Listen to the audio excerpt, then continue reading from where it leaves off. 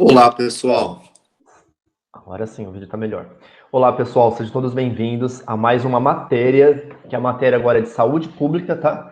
Saúde pública, saúde coletiva, tem ambos os nomes, tá? São nomes parecidos, mas eu vou explicar para vocês a diferenciação. É uma matéria muito, mas muito interessante. Deixa eu só falar um negócio aqui, depois eu venho com a formação. É uma matéria muito interessante porque quando a gente fala de saúde pública, a gente fala de atenção primária. Deixa eu marcar o tempo, que essa matéria é tão legal que eu esqueço o tempo, né? A gente fala de atenção primária. O que seria a atenção primária? Atenção é aquela atenção que a gente deveria dar toda a parte, o suporte de prevenção para que os pacientes não chegassem nas superlotações dos PS, das Santas Casas, dos hospitais gerais e assim sucessivamente. Se realmente esta atenção primária ela funcionasse, a gente perceberia um reflexo muito notório dentro da Santa Casa, dentro das UPAs e outras unidades de saúde. Se a gente percebe hoje que a saúde pública, que os hospitais estão lotados, é porque talvez a gente precisa melhorar um pouquinho mais a parte de saúde pública. Para quem quer passar em um concurso público, esta é a base, porque a gente vai aprender um pouco de legislação, vai aprender um pouco de leis, SUS, né, que é o carro-chefe da área da saúde, não tem como trabalhar dentro de um hospital, dentro de uma unidade de saúde, sem conhecimento do SUS. Aí eu ouço o aluno falar assim, professor, mas eu vou trabalhar num hospital particular, independente de onde você vai trabalhar. Se é num hospital municipal, estadual, federal, ou particular, ou filantropia. Tudo. O SUS fala de tudo. Quando se fala de saúde, é Lei 8080. Quando se fala de saúde, é a Constituição Federal de 88, artigo 196 ao 200. Então, quando a gente fala de saúde, a gente fala de tudo. Não é porque você não vai trabalhar no SUS, né, no público, que você não tem que aprender a parte de saúde pública. Isso aqui não tem como fugir, minha gente. E vamos lá. É uma matéria que eu gosto muito, trabalhei na saúde pública durante 4 anos e 10 meses, gosto muito de tudo isso. É uma matéria muito boa, é gostosa. Tem horas que a gente fala de lei, tem pessoas que não gostam muito de lei, mas leis se faz necessário para a gente se desenvolver na área da enfermagem. Todo mundo já me conhece, né? Eu sou o professor Genilson Geraldo, sou auxiliar de enfermagem, sou técnico, sou enfermeiro, tenho algumas pós-graduações e vou estar acompanhando essa matéria de saúde pública com vocês. Assim como eu falo em todas as matérias, nós temos que estudar bastante, evitem, né? Agora eu não posso falar evita celular, mas quando vocês estiverem com o celular, estejam, né, focados na matéria. Evita, desativa lá o WhatsApp, o Facebook por um tempinho enquanto vocês estiverem estudando, porque é o momento de vocês, né? É o momento de vocês criarem conhecimento, estruturação, para que vocês... Conhecimento salva a vida. As pessoas dependem de vocês, né? Eu dependo de vocês se um dia eu chegar no hospital, vocês estiverem como colaborador e eu estiver como paciente. A família de vocês depende do conhecimento de vocês. Então, sempre eu falo, estuda bastante. É cansativo. Agora, vocês têm que estudar em casa, né? Tá aqui o estudo em casa que eu sempre coloco nas minhas aulas. Aqui dá para vocês enxergarem bem, ó, uma semana antes da prova, o aluno está lá tagarelando, sem fazer as coisas do dia a dia, né?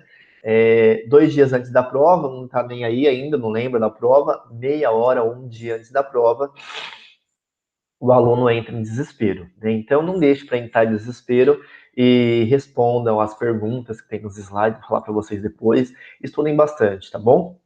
Faltas, né? Vocês podem ter 25% de ausência na plataforma, assim como também no presencial, mas entra na plataforma todos os dias, vai lá, assiste as matérias, tem algumas diferenciações nas matérias novas que estão entrando para vocês, vai soltar uma matéria por dia, então vai ser mais conhecimento para vocês. E a matéria de saúde pública, ela tem 15 aulas, tá? Eu vou dar, se eu não me engano, 13 aulas para vocês no EAD e 2 presenciais. Vão ser 2 avaliações diagnósticas. A avaliação diagnóstica também vai valer 4, a não ser que tenha alguma mudança, tá? A primeira vale 2, a segunda vale 2, a não ser que tenha alguma mudança drástica, mas a gente avisa para vocês. E vai ter a avaliação final, que a avaliação final vai ser na escola. A metodologia sempre vai ser expositiva, com o uso de PowerPoint, orientação do professor. Se eu conseguir fazer algumas dinâmicas de grupo, eu vou fazer com vocês também. Esclarecimento de dúvidas, utilização de data show, que na realidade é a nossa tela, e algumas técnicas de memorização, principalmente para vacina.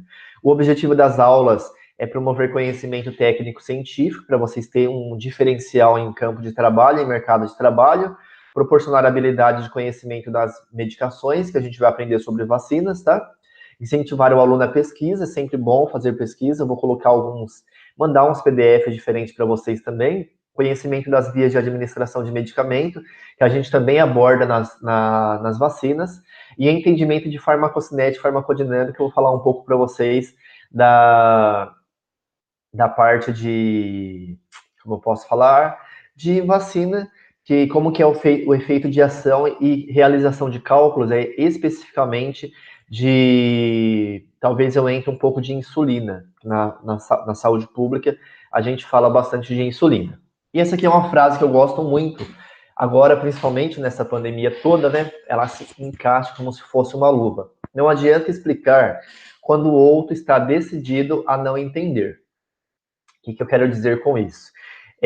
Por mais que o aluno goste ou não do professor, tem aluno que não gosta do professor. Ninguém é obrigado, né, a gostar de todos. Esperamos que goste, né? Geralmente minha aceitação é uma aceitação legal, mas sempre tem um aluno que não gosta. É o direito deles, né? Aqui eu sempre coloco, ó, não adianta explicar quando o outro está decidido a não entender. Quando vocês não gostam do atendimento do professor, da dinâmica do professor, o que acontece? O aluno ele se fecha. Né? E quem é o prejudicado é ele, porque ele fala assim, ai, odeio o Genilson, odeio a professora Maria, odeio a professora tal. E aí ele fica bloqueado em sala de aula e qualquer coisa que o professor fale, para ele vai ser difícil de entender. Então, abra a mente, né? Abra a mente, a matéria nova, conhecimento diferente, a gente está num ambiente diferente, num tempo diferente, que a gente precisa desse conhecimento para salvar vidas lá na frente. Hoje a gente percebe que são a enfermagem está lá na linha de frente, salvando vidas. Daqui menos de um ano é vocês, né? Então a gente tem que um ano, eu acho, basicamente, ou menos de um ano é vocês que vão estar na linha de frente também. Então vamos lá. Quando a gente fala de saúde pública, galera, a gente precisa voltar um pouquinho no tempo, porque saúde pública é história. Saúde pública não tem como a gente fugir da colonização do Brasil, né, lá de 1900 e 500. A gente vai voltar tudo isso, professor? Sim, é aula de geografia, aula de história? Não. Mas eu vou falar um pouquinho de história também para vocês. Quando teve lá a colonização do Brasil, lá em 1500, né, eles achavam que o Brasil era um país, né, era uma terra nova, que deslumbrava os olhos dos europeus, né, porque tinha muita mata, tinha muitos rios, tinha água limpa, tinha uma natureza bonita, né, era rico de alimentação, e aí eles vieram para cá. E aí essa visão durou pouco, porque lá no século XVII, na colonização dos portugueses, eles perceberam que na colonização tinha os escravos que às vezes tinham poucas chances de sobrevivência, né? Aqui no nosso meio, porque tinha já algumas doenças, como varíola, febre amarela, cólera, já tinha algumas doenças endêmicas daquela região que a gente fala, né?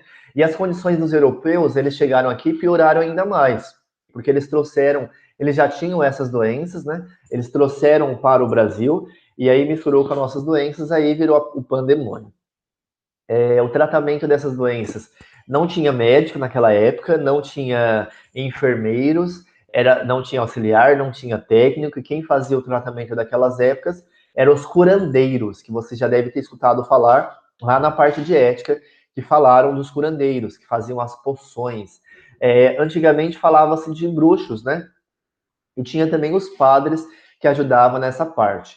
Não tinha saneamento básico, agora vocês imaginam como que era a situação. Hoje a gente tem água encanada, tem o vaso sanitário, que a gente apresenta as nossas eliminações vésico-intestinais, ó, que chique.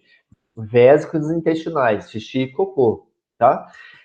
Antigamente não tinha nada disso. Então eles evacuavam em qualquer lugar, perto dos rios, contaminavam as águas, e aí alastrava ainda mais as doenças.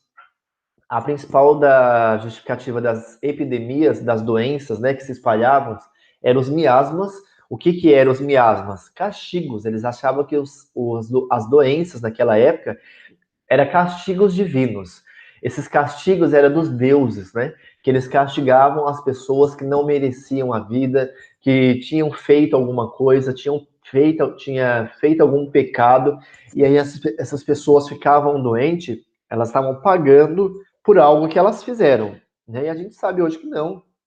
Ainda mais depois que vocês tiveram a aula de microparasitologia, tiveram a noção do que causam as doenças, hoje é mais fácil para a gente do que para eles naquela época. Em 1800, entre 1800 e 1900, lá no Rio de Janeiro, ó, e as principais cidades brasileiras continuavam a ser infestadas por varíola, febre amarela e ainda a peste bubônica, que eu vou falar para vocês, talvez, da peste um pouquinho mais para frente. Febre tifoide, que vocês aprenderam já, cólera, febre amarela também vocês aprenderam, deixa eu ver se teve outra, varíola, que é a varicela, também aprenderam, eu acho que eu falei para vocês em microparasitologia. Não. Eu acho que micro mesmo. E que matavam milhares de pessoas, gente. Porque hoje é mais fácil tratar, né? A gente tem hospitais, tem medicações intravenosas, tem medicações em outras vias. Antigamente não tinha nada disso, era só através das ervas. E eles não sabiam, né? O que era o agente causador, o agente etiológico daquela doença. Então eles ficavam meio vendidos. A onda higienista de higienização, tá? De limpeza, financiada pelo Estado. Esse movimento é conhecido como o nascimento da política da saúde pública brasileira, que foi descrita como políticas sociais. Eu vou falar alguns nomes para vocês daqui a pouco, que eles começaram a perceber que eram os sanitaristas, falavam naquela época, e até hoje, né? Os sanitaristas, eles começaram a perceber que algumas coisas levavam as pessoas a ficarem doentes. Então, eles vieram com uma onda higienicista para evitar, prevenir. Aí já começou uma parte da saúde pública brasileira, que foi o processo de prevenção. Eles começaram a entender, basicamente, o que causavam as doenças. Teve o processo civilizatório. O que seria o processo civilizatório? Os lucros produzidos. Lembra da a Revolução do Café com Leite? Lembra disso? Lá de história? Misericórdia, né? Quem diria que um dia a gente ia ouvir falar disso novamente em saúde pública, na área da enfermagem. O que seria a Revolução do Café com Leite? Tinha lá as fazendas de café, que eram cafezais, né? E as fazendas de leite, que eram as vacas leiteiras.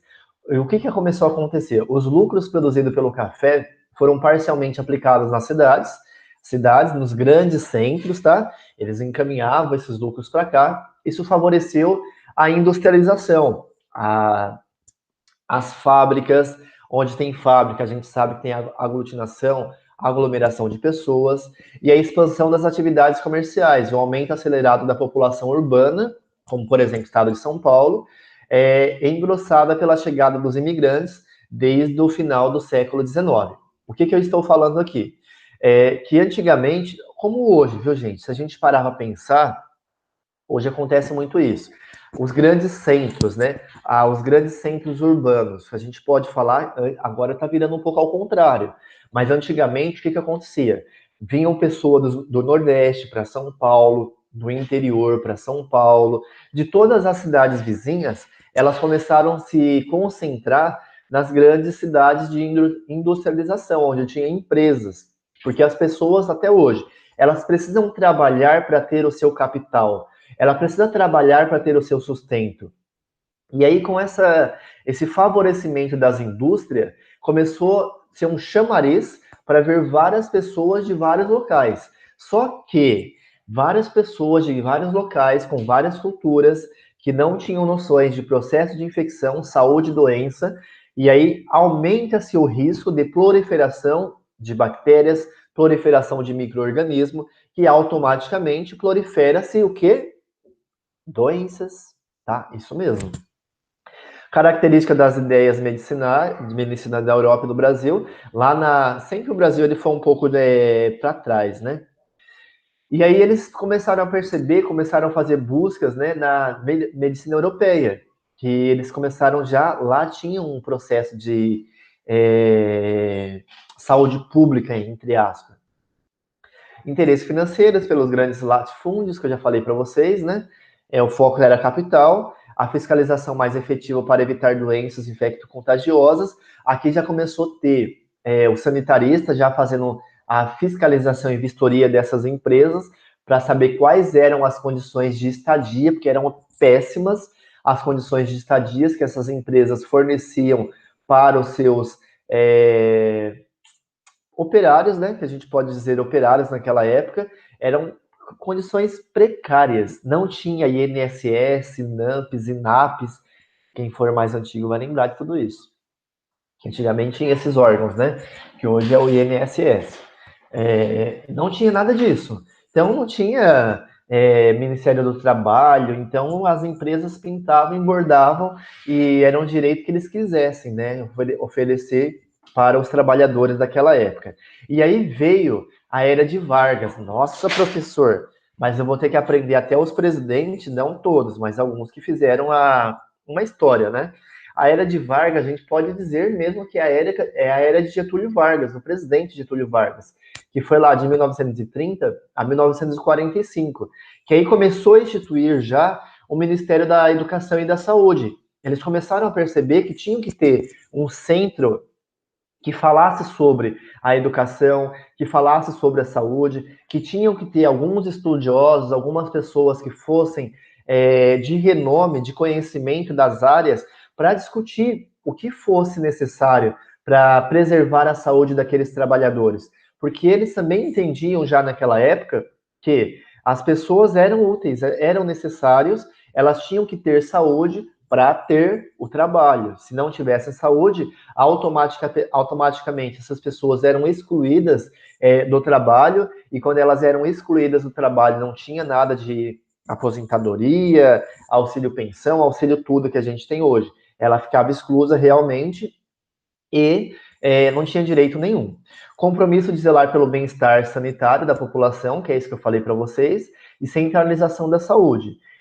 Estado Novo, em 1937, ó, já teve já uma caixa de aposentadoria, gente, é uma aposentadoria antiga, ó, e pensões, e os institutos de previdência. Porque naquela época já existia a questão da tuberculose, gente. Olha como é a tuberculose. Não, aqui eu estou falando em 1930, tá? Mas a tuberculose é muito mais antes de tudo isso. Então, o que eles começaram a fazer? Existia um fundo previdenciário. Como que é o fundo previdenciário? Igual é hoje, tá? Do salário das pessoas, retiravam-se um pouco, uma parcela desse salário, para quê? Para criar centros de saúde. Então, quem trabalhava, deixa eu ver se eu escrevi isso. Acho que eu coloquei, vou ler aqui para vocês. Ó. A atuação no governo da questão de saúde era considerada avançada se comparada com a anterior. Em 1943, criada a CLT, que é a Consolidação das Leis de Trabalho, são as leis trabalhistas, assistência médica, licença remunerada, gestante trabalhadora e jornada de trabalho de 8 horas, e educação e saúde em geral. Mas olha só quem trabalhava tinha carteira registrada. Então, eles já registravam a carteira em 1943. E aí, quem trabalhasse tinha direito aos atendimentos de saúde. Quem não trabalhasse não tinha direito a passar nos estabelecimentos de saúde que eram dos trabalhadores. Tanto é que a gente até hoje tem algumas coisas que lembram isso. Por exemplo, a Clube dos Metalúrgicos, essas coisas do gênero. Então, é tira da antiguidade, que era só para algumas pessoas. Quem não trabalhasse, não tinha direito. Aí ia nos curandeiros. E aí foi criado, ó, em 1948, 5 anos depois, nós estamos falando, a OMS. O que é a OMS? Organização Mundial de Saúde, que a gente está ouvindo falar muito hoje em dia, devido à pandemia que nós estamos passando do coronavírus. A sigla para Organização Mundial de Saúde foi uma agência especializada em saúde, então eram os top dos tops que falavam sobre saúde, fundada em 1948 e é subsidiada pelas Nações Unidas. A sede fica em Genebra, na Suíça, então sempre o exterior dominando a parte da saúde, né? Já no século XIX, foi criado o objetivo de desenvolver o máximo possível de nível de saúde de todos os povos. Só para resumir esse slide que está grande, mas depois eu vou mandar esse material para vocês lerem ele na íntegra, tá? O Brasil, ele participou, tá, da história da formulação da OMS, ele participou com propostas, foi lá a delegacia, como a gente fala delegacia, é o que? Um representante do Brasil para compor a Organização Mundial de Saúde, para dar sugestões. Então, foi uma junta realmente que fizeram para ver quais eram os maiores problemas dos países já naquela época, quando se tratava de saúde, porque a Organização Mundial de Saúde é uma organização que ela cria, ela pactua, aqui eu falo um pouco, ela pactua estratégias, né, gestão de saúde para o mundo inteiro. É composto por 193 estados, tá? Estados de países que são membros, isso aqui a gente não precisa decorar, e é financiada por todos esses países, viu? Então, todos os países dão verba para fazer o financiamento da OMS. Para que serve a OMS? Para criar melhorias, igual eu falei para vocês, melhoria de saneamento, saúde da família, capacitação dos trabalhadores, tem cursos. Por exemplo, do coronavírus, eles deram um curso de graça. Tem outros também, mas tudo em inglês, tem que ser bom em inglês. E programas de atenção, prevenção à saúde, quem cria, às vezes, muitas vezes, são eles vão implementando, e aí quando o país ele também faz alguma coisa diferente, eles encaminham para a OMS para ver se dá para disparar para todos os países. O Brasil tem bastante carro-chefe em relação a isso daqui. Como, por exemplo, o tabaco. O tabaco é um programa de saúde pública, tá? Um problema de saúde pública, o cigarro. Mata mais de 7 milhões de pessoas por ano, diz a Organização Mundial de Saúde. Então, você aí que fuma, vai entrar um dia nessa estatística aqui, ó. Para de fumar, hein? Só uma sugestão, né? Se quiser continuar fumando, cada um gosta do pulmão, né? E aí eles criam programas políticos para prevenir. Por isso que tem lá os comerciais, tudo isso que a gente vai aprender agora na parte de saúde pública, porque vocês acham que o governo é bonzinho de falar, o tabaco causa impotência, o tabaco causa câncer, você acha que é só por cuidar da saúde da população? Né? Mas tem tudo um fundo, né? Tem tudo um fundo por trás de tudo isso.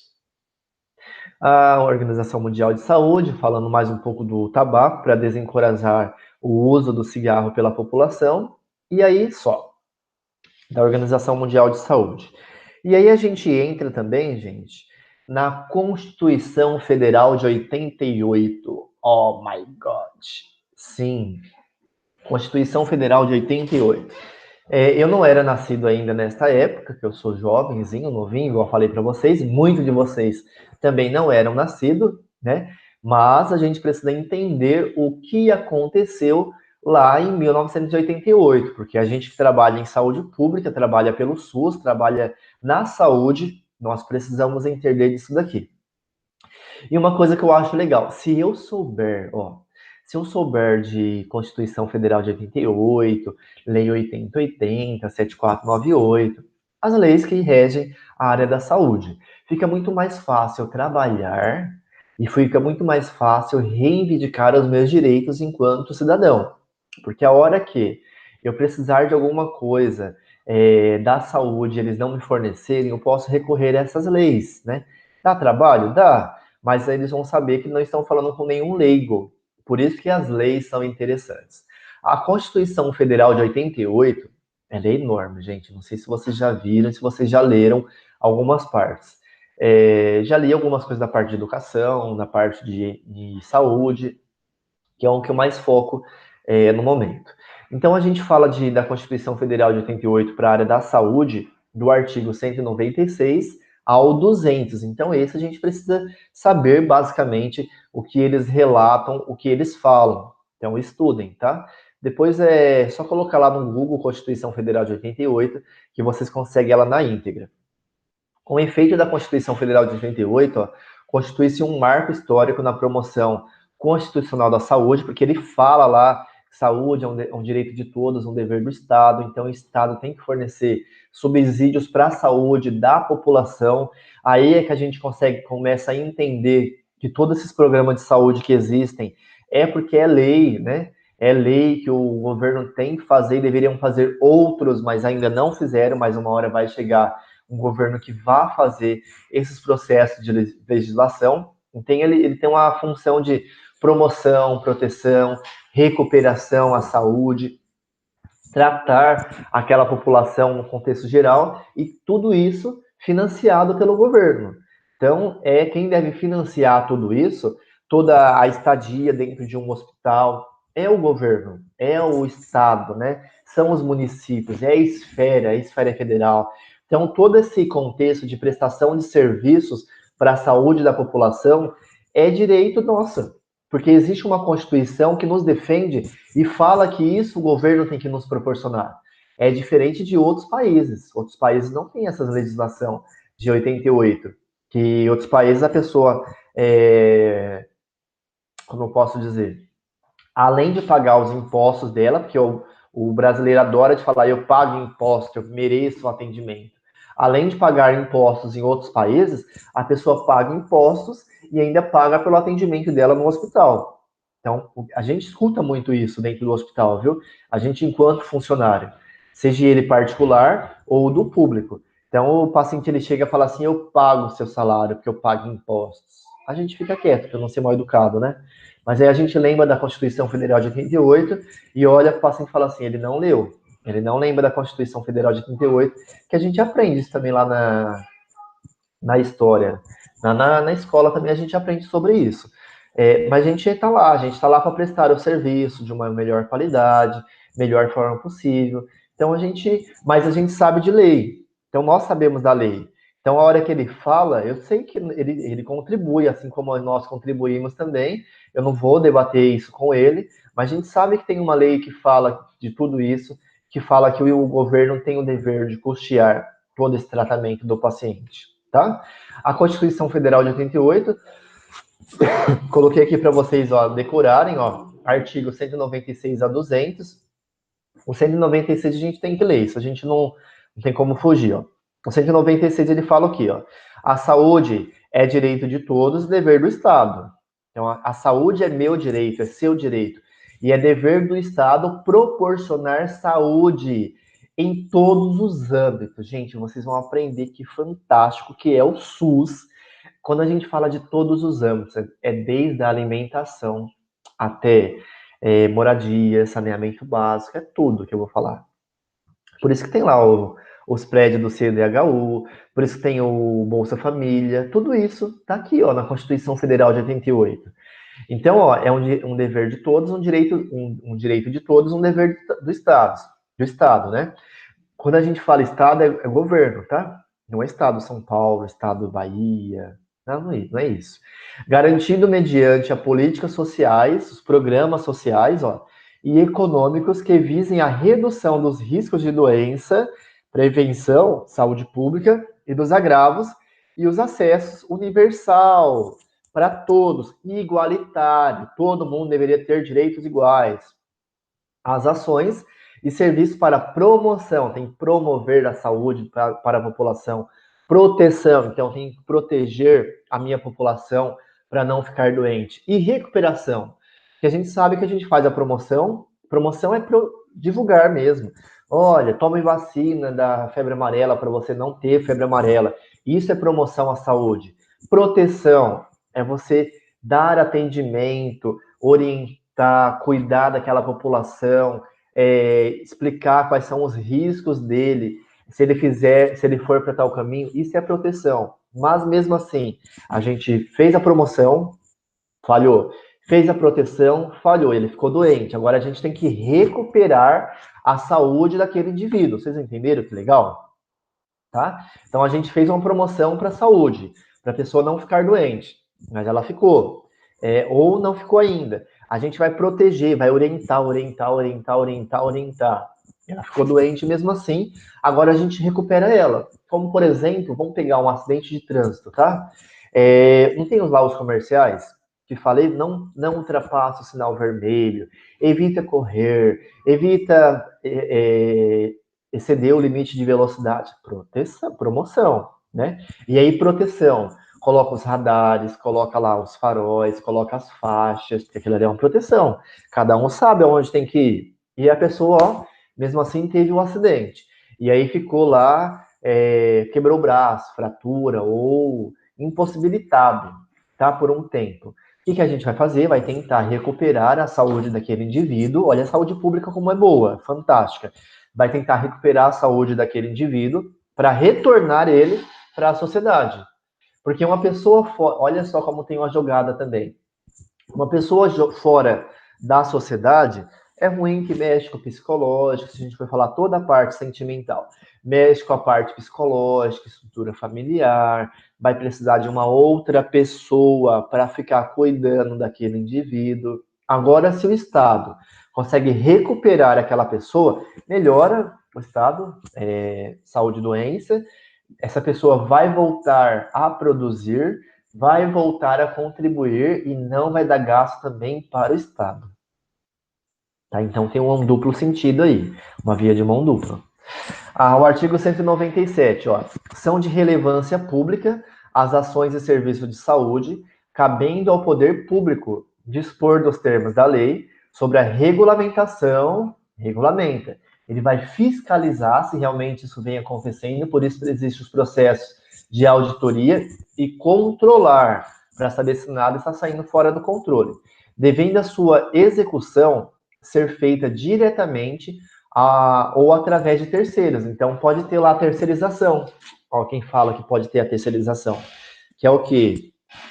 Exemplo, o Hospital Lacas, que não é o Estado que faz a gestão, né? É uma empresa terceirizada que faz a gestão. Então, ele pode terceirizar. E também por pessoa física ou jurídica de direito privado. Não pode ser você que quer fazer a gestão hospitalar. Monta uma empresa, participa de processo de licitação e vira o gestor do hospital, administra tudo. Uma dica que eu dou para vocês.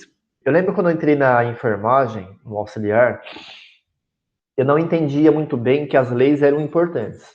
E os professores passavam as leis como assim, porque muita gente não gosta de lei. E eles passavam a lei, lia a lei, não explicava a lei, e ninguém sabia basicamente para que servia. E depois que a gente entra na área da saúde, a gente entende que a lei é o nosso carro-chefe também. Não é somente conhecimento técnico e científico de saber aplicar uma injeção, saber como que pega uma doença, como que transmite uma doença. Isso daqui, ó, é conhecimento diferenciado. Quem tem esse conhecimento diferenciado se dar bem na área da saúde, tá? Então, prestem atenção nessas aulas, que essas aulas vão fazer a diferença na vida de vocês. O artigo 198, ó. As ações e serviços públicos de saúde integram uma rede regionalizada, região, e hierarquizada. Então, tem uma hierarquia 1, 2 e 3, que eu vou falar para vocês mais para frente. E constituem um sistema único. Por isso que fala Sistema Único de Saúde. Olha de onde surgiu o Sistema Único de Saúde. Não tinha ainda. 88 já tinha, tá? Já tinha, mas aí firmou isso aqui ainda mais. Organizado de acordo com o sistema de diretrizes. Descentralização, que a gente vai falar muito disso, com direção única em cada esfera de governo. Descentralização quer dizer assim que cada estado teria uma autonomia, porque antigamente tinha a esfera federal lá que ditava tudo, tinha que ser tudo igual. Atendimento integral, né? Integral é desde o nascimento até a morte, então desde o bebezinho até o idoso, com prioridades para atividades preventivas. O SUS fala muito de prevenção, mas pouco se aplica, sem prejuízo dos serviços assistenciais, então para não prejudicar os serviços assistenciais mais secundários e terciários. Participação da comunidade. Não sei se vocês já ouviram falar em conselho gestor. Toda cidade tem, mas eles pouco divulgam, né? O que é o conselho gestor? É a população, é a comunidade que ela tem livre acesso dentro dos hospitais e ela pode entrar na unidade de saúde para fiscalizar a população mesmo, para ir lá, para saber se estão prestando contas, para saber se o serviço está de qualidade. Então, ele é como se fosse um fiscal comunitário. É interessante isso, mas poucas pessoas sabem que existe, poucas pessoas participam. O artigo 199, ó, eu resumi um pouco, tá? É a assistência à saúde livre à iniciativa privada. Então, a gente tem que ter uma assistência não somente da iniciativa privada, porque antigamente já tinha os convênios, eu não acho que o convênio é novo, não. As instituições privadas, ó, elas poderão participar de forma complementar do Serviço Único de Saúde, segundo diretrizes deste, mediante contrato de direito público ou convênio, tendo preferência às entidades filantrópicas ou sem fins lucrativos. Quer ver uma coisa interessante? O Einstein, Albert Einstein, atende SUS. Sírio-Libanês atende SUS. Como assim, professor? Albert Einstein atende. Eu sou o SUS e eu posso ser atendido no Albert Einstein? Sim, tem um sistema chamado referência contra referência. Então, os hospitais privados, eles têm um pacto com o SUS, tá? Com o governo, a qual o hospital privado recebe uma verba do governo para dar suporte, tá? É um suporte complementar que a gente chama para o SUS. Exemplo, o paciente precisa de uma cirurgia de um neuro específico de aneurisma e o SUS está sobrecarregado. Ele pode direcionar para o Einstein? Pode, porque tem um pacto, tem um sistema de uma participação complementar, tá? Então pode fazer esse pacto também de gestão. Olha que interessante, tá? Então, mesmo que você vá trabalhar no Albert Einstein, você tem que entender disso daqui, ó. Constituição Federal de 88. Artigo 200, ó. O Sistema Único de Saúde, o SUS, tá, compete, além das outras atribuições, nos termos da lei, controlar e fiscalizar procedimentos, então tem que saber quais são os procedimentos realizados, produtos e substâncias de interesse para a saúde, então a gente tem que saber quais são os produtos que podem entrar na área da saúde ou não, também a qualidade, participar da produção dos medicamentos, então o SUS fiscaliza a indústria farmacêutica, equipamentos, todos os equipamentos que entram na área da saúde, a Anvisa, por exemplo, ó, imunobiológicos, as vacinas, não somente as vacinas, mas os soros antiofídicos também, hemoderivados, tem as Corsans, né? Tem os hospitais, as unidades de saúde que fiscalizam somente a parte de hemoderivados e outros insumos, tudo que for relacionado à área da saúde, ele abrange a Lei 8080, que eu vou falar para vocês, e a Constituição Federal de 88. Executar as ações de vigilância sanitária para ver os estabelecimentos alimentícios, os bares, os restaurantes, para saber se estão bonitinhos ou não. Epidemiológicos, das epidemias, que a gente já falou um pouco, se tem lá os vetores, a chikungunya, a Aedes aegypti, dengue, tudo isso. Tá? Então, vem também na Constituição Federal de 88, bem como a saúde do trabalhador. Olha que bom, graças a Deus, né? Que ele vai fiscalizar também a saúde do trabalhador, porque antigamente não tinha um processo de fiscalização, lembra? Lá em 1900 e 500, não tinha nada disso. Então a gente poderia ser escravizados, a gente já é, né, hoje em dia. Mas é uma escravidão com leis. Ordem, ordenar a formação de recursos humanos na área da saúde. Então tem que ter uma formação, tem que ter um curso, uma carga horária mínima. Participar da formulação de política, da execução das ações de saneamento básico. Então, o SUS, a Constituição Federal de 88, vai ditar as regras também, o que é melhor para quando se fala de saneamento básico para evitar doenças e agravos, e implementar em sua área de atuação desenvolvimento científico e tecnológico. Então, são os estudos, tá? As faculdades, por exemplo, elas são incentivadas a fazer desenvolvimento científico, artigos científicos e também recursos tecnológicos. Só, tá? Que eu falei para vocês da Constituição Federal de 88. Depois dá uma olhada, eu vou ver se eu consigo encaminhar para vocês, mas se não conseguir encaminhar é muito prático também, às vezes eu esqueço e me cobrem. coloca lá no Google Constituição Federal de 88, artigo 196 a 200, que vem a íntegra também. Além disso, nós tivemos a oitava, tudo isso que eu estou falando para vocês foi a estruturação da saúde pública do Brasil. É importante saber disso, não esqueça. Teve em 1986 também, não era, se eu não era nascido em 88, quem dirá em 86, né? A Constituição, nós fizemos também, me englobo já, porque eu sou da área da saúde, então já me acho na área da saúde. Nós tivemos também a oitava Conferência Nacional de Saúde, que ela também falou algumas regras, né? Algumas regras que ajudaram lá na Constituição Federal de 88, que foi 2 anos depois.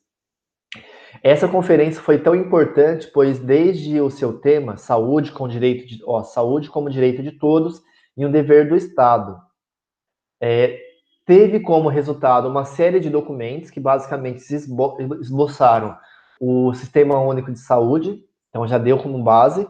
A conferência ampliou os conceitos de saúde pública no Brasil, propôs mudanças baseadas nos direitos universais, saúde como melhores condições de vida, além de fazer menções de saúde preventiva, prevenção, descentralização dos serviços e a participação da população na decisão. O relatório da conferência teve suas principais resoluções foram incorporadas à Constituição Federal de 88, que foi 2 anos após.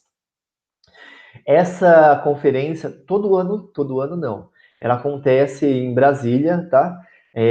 Até hoje ainda acontece, eu não lembro agora qual número que tá, a Conferência Nacional de Saúde, não sei se a 50, eu não lembro agora, depois eu vejo qualquer coisa em caminho para vocês, mas também não faz muita diferença. A saúde pública durante a ditadura militar, ela sofreu vários cortes, tá? De verbas, porque eles falavam que gastavam bastante, e aí vieram lá, voltando um pouquinho aqui, tá? Nós tivemos lá a dengue, malária, que se infestavam, se espalhavam, e tuberculose também, viu? Tuberculose eu não coloquei aqui, mas também tinha muito nessa era industrial. As pessoas se contaminavam as outras pessoas. Em 85 isso, não é muito tempo atrás, né? Se você perguntar para os pais de vocês como que era antigamente, vocês vão lembrar disso aqui, ó. Houve aumento das epidemias, da mortalidade infantil, então morria-se bastante criança. Se você nasceu nessa época e está vivo, graças a Deus, viu? Até que o governo buscou fazer algo. Umas mudanças, foi a criação do INPES, que era o Instituto de Previdência Social, que existia antigamente, que foi a união de órgãos, né, previdenciários que já tinha lá uma INSS, lembra? Que já tinha, que a gente tem hoje. E já fundavam os direitos, né, previdenciários, desde 1930. Mas eles não tinham muita estrutura, não tinham muito conhecimento. Então, fizeram uma junta. Passou a enxergar a atenção primária de pacientes cada vez mais como responsabilidade dos municípios. Na década de 70, teve alguns consensos, né, divergentes. O Brasil adotava o método hospitalocêntrico. O que seria isso? Tinha aqueles hospitais só de referência, ainda tem hoje, mas são poucos, exemplo. Tinha os leprosários, tinha os hospitais só de pacientes com hanseníase, né, que a gente aprendeu, os pacientes tuberculosos, que eram... Tinha um nome, não era tuberculose. Tinha um nome lá, os sanitários da tuberculose, mas tinha um nome específico, que as pessoas iam, mesmo que não tivesse, tinha sinais e sintomas. E não eram confirmados, eram encaminhados para lá, e aí esses pacientes ficavam susceptíveis, né, a desenvolver a tuberculose ou a hanseníase também. Realizaram muitos contratos em grandes hospitais e começou já a ter a falência dos fundos previdenciários, porque as pessoas já eram maloqueiros, não posso falar isso, maliciosos, tendenciosos, espertos, pilantras, desde antes, tá? Pode falar isso? Pode. Os hospitais, eles pegavam dinheiro do governo para dar atendimento aos privados, tá? Pegavam dinheiro do governo para dar, e os públicos também, o pessoal roubava bastante. Pegavam dinheiro do governo para fazer esses atendimentos da população. Só que os contratos O governo começou a ter um repasse suficiente, quando não tinha mais verba para isso, e aí começou a ter as quebras de contrato. E assim ficou a população desassistida, a saúde pública, em uma decadência. No final da ditadura, da era de Vargas, tá? Ao final da ditadura, as propostas da reforma sanitária foram reunidas em documento chamado Democracia, e enviados para aprovação do Legislativo.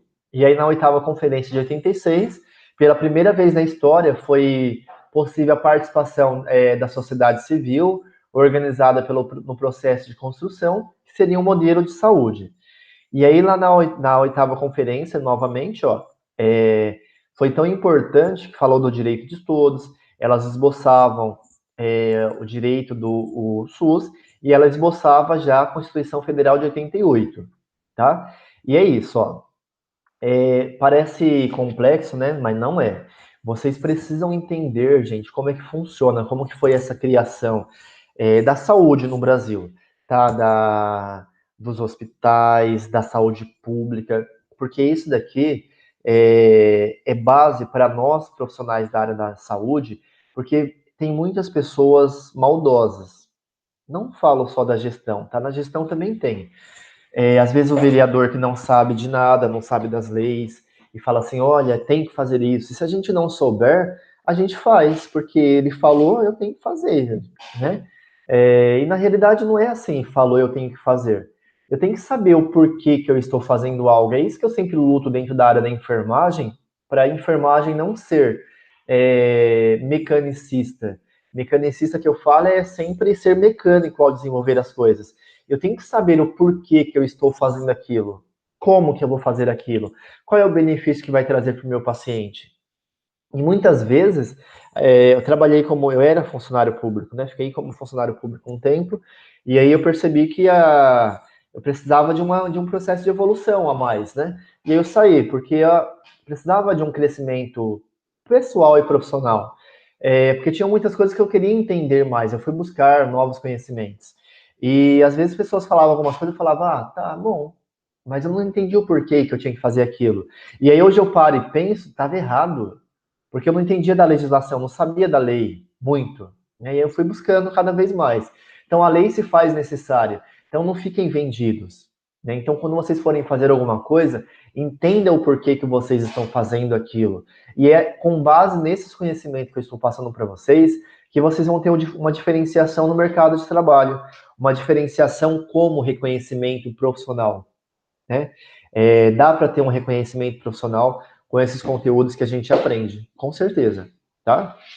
Chegamos à nossa última aula e eu coloquei aqui, ninguém diz que seria fácil. Falei que seria fácil? Alguém falou que seria fácil? E o fácil é relativo, gente. Às vezes o que é fácil para mim nem é fácil para você. Às vezes o que é fácil para mim é difícil para você. Às vezes o que é fácil para você é difícil para mim. Como eu posso falar, um exemplo clássico disso é a sua profissão hoje. Não sei, lá é cabeleireiro, para mim cortar um cabelo é difícil. Não sei, tal, eu aprendo, viu? Vou lá, meço os dedinhos, alguém me ensina e vou lá e passa a tesoura. Vai ficar bom no início? Não sei, mas uma hora fica. Mecânico, faço a menor ideia como que arruma um carro. Mas se alguém me ensinar, eu aprendo? Aprendo.